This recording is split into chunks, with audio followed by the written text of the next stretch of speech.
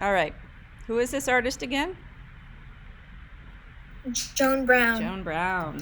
This is just a photo of her when she's pretty young. And I'm just going to use it as an example. I printed it out because I like to look at it right in front of me. And I'm going to tape it to a water bottle in front of me so I can look at it back and forth. Today we're going to be using our smaller drawing paper and our pencils, our lead pencils. So we're not using charcoal today. So in your packet I gave you 2 lead pencils. I gave you one that, we can talk about this, one that is hard lead and light, and one that is softer lead and dark. So I'm going to be using the soft dark lead so that you guys can see my demo pretty good, but you're welcome to use either one.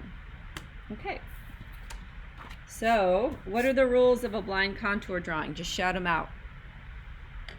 You can't lift up your pencil. I can't lift up my pencil, and what else? One other thing.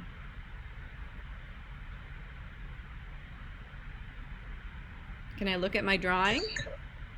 No. No, I can't look at my drawing, which is kind of hard because it's right in front of you.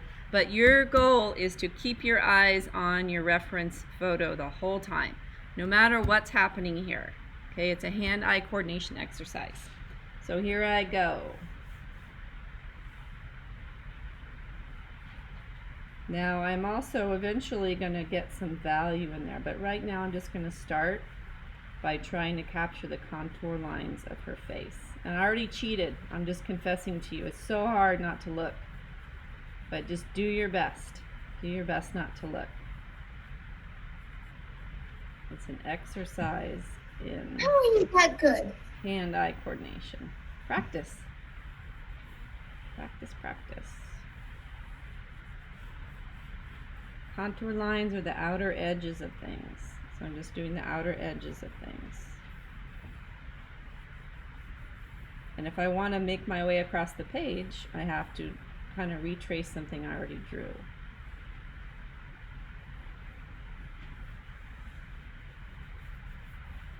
Alright, so now that I have kind of like a basic outline, now I want to get value, but I still can't lift up my page. And I'm not shading. There's no shading here. I'm only using line to create value. So right now I'm looking at where are the darker places in this portrait. Where are the darker parts of her hair? Where are the darker parts of her eyes and her eyebrows?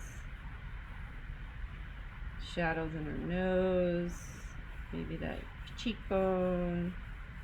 So get creative with your line. You know, that's going to be a big part of like what gives this portrait character is the way that you draw that line. And I want you, everything you see in there, I want to see show up in your drawing. So like you guys are going to be drawing David Hockney, not this one. And he has a pair of glasses on his face, so I want to see those glasses in your portrait. You don't have to go as fast as I'm going. You can really go slower if you want. There's no erasing. And I'm just going to keep going back and forth until I feel like I've built up a good amount of value in there. Like I can tell that it's a little bit three-dimensional. Also, Mr. Ninja, do we use the paper that is wrapped up, or the small paper that is wrapped up, or the small paper that was rolled up? The small paper that was wrapped up, I think I put some in your Ziploc, right? Yeah. Okay. So like this one, this. I'll look in 1 second. I'm still actively engaged in my. I haven't lifted my pen off the page yet, or my pencil off the page yet. Okay.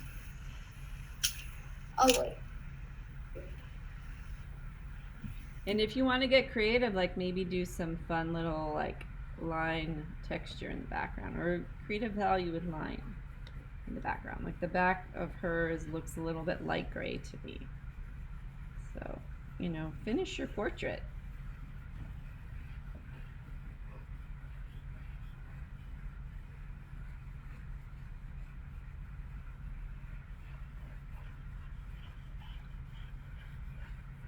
right. Okay, I'm going to call this done, and I'm going to look down at it.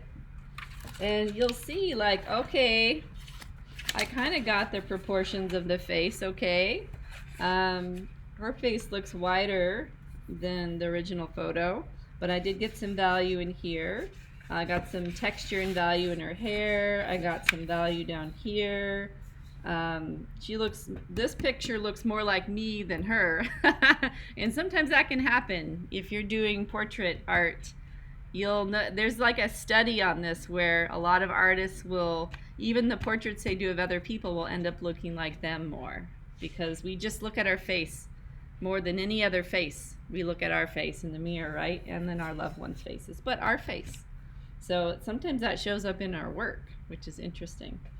Okay, any questions before I set you loose to do this? Go ahead and unmute yourself, please.